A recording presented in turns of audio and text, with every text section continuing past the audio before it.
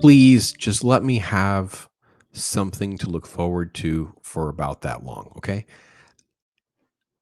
Guillermo de Toro's Pinocchio is a gem. And the fact that Netflix was able to ride that to a whole lot of success and publicity hopefully means they will give the man the creative liberty that he needs and the money and the support to deliver a Frankenstein film that can really, really, really engage us and honor Mary Shelley's work. Um, this is a late. I know. I'm reluctantly gonna go over to Collider. First off, by the way, what a great photo. So, I mean, I'm gonna borrow and steal from that for sure. So, um, it's gonna be his first feature since Pinocchio. He's been working on the Frankenstein thing. The article does talk a little bit about his passions and things that he was inspired by, which include things like the creature in John Carpenter's The Thing, the xenomorph from Alien, of course, Frankenstein. Now, um, it's not going to come out anytime soon. Let's just, we're just, I know it's got a little, no, trust me, writer's strike made it worse. 25 is pretty much what we're talking about because it's going to film next year, 25. Okay. I got a while. Is it going to be on streaming theaters? Well, reality is this: it's a Netflix project. It's going to be on Netflix, but it will probably have some sort of theatrical because of Oscars and things like that. Who's in it? Andrew Garfield, Oscar Isaac, and Mia Goth. Now, I don't know much about Mia Goth, and it lists some movies I have not seen. But here's the thing: it's let's just. I mean, maybe I'm wrong. It looks pretty clear that Andrew Garfield would be Victor, that I Oscar Isaac would play the monster, and Mia Goth is the female character in the film. It seems pretty straightforward. Now, it could be different than that. All of them have great works on their resume. Mia Goth is one I don't know much about. So let me quote this here. Maybe you guys can give me some heads up in the comments. Cultural phenomenon surrounding Goth since she starred in T West X and the subsequent prequel film Pearl, both garnering her rave reviews. Didn't see either one. So there's other films called Infinite Pool, A Cure for Wellness, Emma Everest, Suspiria, and High Life. She's earned her stripes. I got nothing. I got nothing. We just haven't crossed paths. I don't know what to say. So you guys let me know. Here's the thing. I'm good. I'm all in on the Toro having his way. What's the plot? Well, we don't need to get into the plot. It's Mary Shelley. He has talked about, and we'll get to that in a minute, a quote or two here and there. Now, I never saw Shape of Water. It's probably a disservice on my end.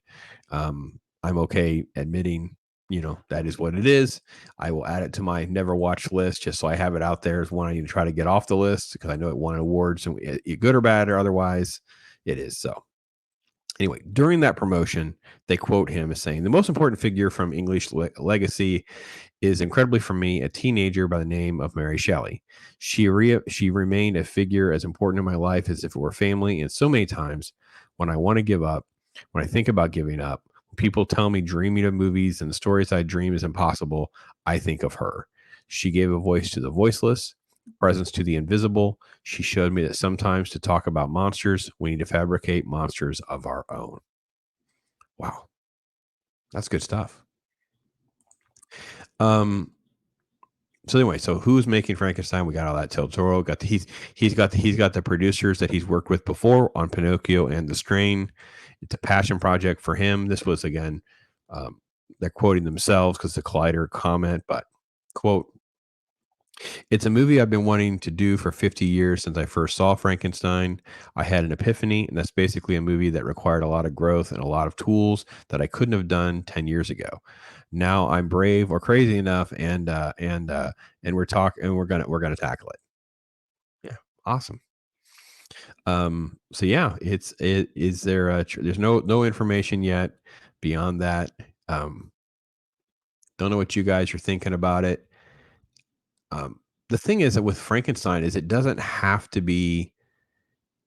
It's almost like what he was able to pull off with Pinocchio. It didn't need to disparage any other positive things. Like it didn't need to bring anything else down. We doesn't need to look like Karloff. It doesn't need to have universal feel or vibe or anything like that. So, you know, I I mean, I could have my own list of things that I would do differently just to try to separate myself from that. And I think fans would accept certain things, but not others. But you know what? You kind of have to just take some risks and you kind of go with it. And I'm very excited about the thought of a man who's done, I mean, obviously Hellboy didn't get mentioned at all in any of those conversations and things like that, but he's done great horror work. He's done, um, not everything hits, but he's got enough of a track record that I'm willing to give it a shot and give it a roll. He's got some great folks around him. I don't get to get excited very much, folks. So you got to give me a little bit. That's all I ask. Just give me a little bit, please. So there you go. Frankenstein's coming, likely 2025. There's your update. I will be having my finger on the pulse of this one for sure.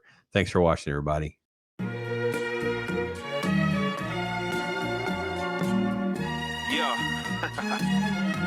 Rap Circle is finally here. I know everybody been waiting for it, right?